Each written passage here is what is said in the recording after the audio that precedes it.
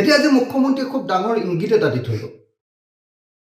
কাৰণ শিৱসাগৰত বিজেপিয়ে যিটো ছাৰ্ভে কৰিছিলে সেই ছাৰ্ভে মতে শিৱসাগৰত বিজেপি নিজিকে।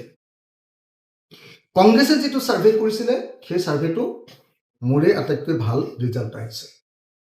আমি ৰাইজৰ দলে 100% মানুহৰ ঘৰত 46,000 ফেমিলিৰ ঘৰত দিল্লীৰ পৰা এটা টিম আনি ছাৰ্ভে কৰিছিলোঁ আজি 2 মাহৰ আগত, আৰু 2 মাহৰ আগত 100% মানুহৰ ঘৰত আমি ছাৰ্ভে কৰাৰ পাছত সকলোবিলাক কেণ্ডিডেট, প্ৰবেবল কেণ্ডিডেট সকলোকে লগত লৈ মানে চবৰ নাম দি আমি ছাৰ্ভে কৰাইছিলোঁ।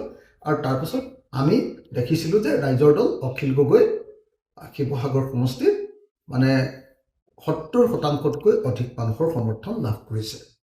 সেইকাৰণে মই বাৰম্বাৰ কৈ আছোঁ যে শিৱসাগৰত বিজেপি জিকিব নোৱাৰে। ৰাইজৰ দলৰ ছাৰ্ভে 100% মানুহৰ ঘৰত কৰিছিলে, তাতো ওলাইছে। কংগ্ৰেছ দলে কৰিছিলে, তেওঁলোকৰ অৱশ্যে চেম্পল ছাৰ্ভে, তাতো ওলাইছে। বিজেপি দলৰ ছাৰ্ভেটো মই নিজে জানো, আপোনালোকে নিজে খবৰ কৰি লওক, তাতো মই যিমান ওপৰত আছোঁ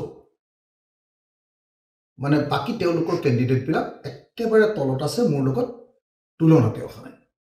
গতিকে আজি মুখ্যমন্ত্ৰীয়ে কৈ গ'ল, তেওঁ জানিছে যে শিৱসাগৰত বিজেপি হৰাটো খাটাং। সেইকাৰণে আপোনালোকে নিশ্চয় দেখিলে আজি শিৱসাগৰত তেখেতে কৈ গ'ল যে আমাৰ 12জন কেণ্ডিডেট আছে, এজনক দি দিলে সিজনে ভোট ভাঙি দিব।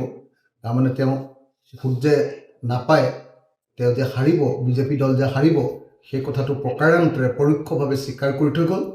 কাৰণ নহ'লে পিছত ক্লাছ পাব আকৌ, আমি জিকিমেই বুলি কৈ থৈ গ'লে। সেইকাৰণে তেওঁ প্ৰকাৰান্তে স্বীকাৰ কৰি থৈ গ'ল।